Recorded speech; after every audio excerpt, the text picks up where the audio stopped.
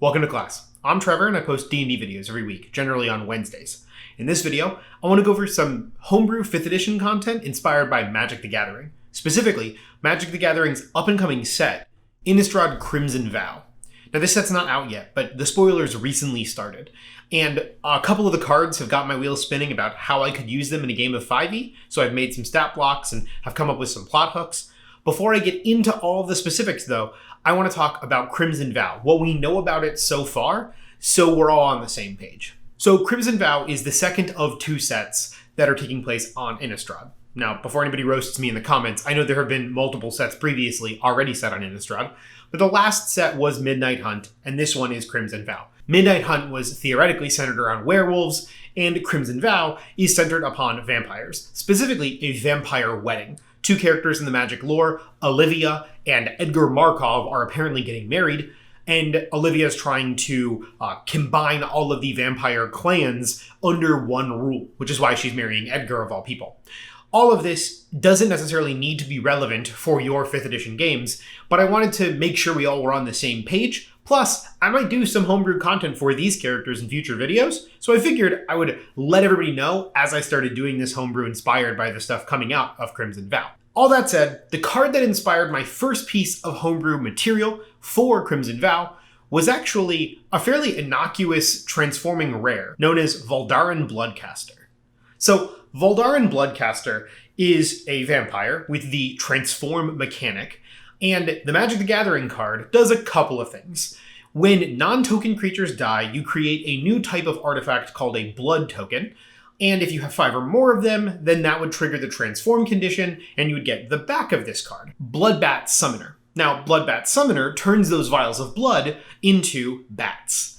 And this, once I saw this card, I already had a story in my head for how I'd run this in a 5e campaign. So that is why I created these stat blocks. Now, the first one is a modification of the vampire spawn that already exists in 5e. And I didn't see the need to start from scratch. There were already vampires and lower CR vampires in 5e. I tweaked around some numbers a little bit, but the biggest thing I changed for this spawn was the bite attack. The bite attack still exists, don't worry, vampires got a bite. But rather than biting to drain the life essence to regain health or create new vampires, the Voldaren Bloodcaster is draining this blood and collecting it in vials, a la the blood tokens in the Magic card. Now, once they have enough blood gathered, they transform.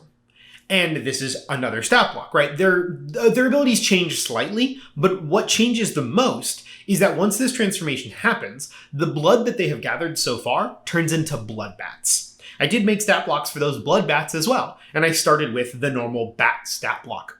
But I also gave these blood bats a way to sort of, let's say, expel their vitality, this blood spray they can do in a line, and that also kills them. It does a lot more damage than a normal bat attack would, but it's a cost of their life. I did this as a check. Here's the reason. Once the Bloodcaster is the Bloodbat Summoner, when they draw more blood with their bite attack, they can summon more bats. They're no longer making those vials of blood, they're now just summoning bats. And I was very worried that this would turn into a bit of a one-man army. And that can cause problems with action economy, among other things. So I wanted to give the DM a way for the bats to cause damage, but also expire, right? These bats are threats, but they're not going to increase in numbers too much where they'll become out of control for a party. In my head, this enemy, all of these enemies, work really well, obviously, if you're playing on Innistrad. But besides that, they also could work beautifully if you're playing in Ravenloft. You could use this as an introduction for a vampire-themed encounter. This doesn't need to be a high-level vampire. This could be a more kind of vampire minion, a vampire cleric or wizard who is working with blood and harvesting blood, maybe experimenting with it, and they could be working for someone like Strahd or Olivia or Edgar or whomever. Heck, you could even use Dracula if you want to do a literary-inspired D&D campaign. But this just seemed like a fun and flavorful way to use vampires, and it also alters the kind of combat structure. It's not just a vampire draining and trying to create new vampires and trying to heal themselves, and it creates this tension with the one-man army concept that I mentioned before, right? Like, now you have a vampire who's creating their own minions, And those minions are these agile bats. They're not like zombies or skeletons. I don't know. I loved the flavor of this card. I say that a lot in these videos, but like I saw this and it just seemed, this card had a plot structure, right? You had a caster who was trying to experiment with blood and create this resource, like use this essence to create these other minions. And then once they had enough of it, then the turns tabled, and they were able to use it to summon these bats or turn it into these bats. And that seemed perfect for a 5th edition combat encounter. And I just love that. I have yet to play in an environment like this, but I can easily see myself slotting this card into any 5e game as long as it fits the genre, right?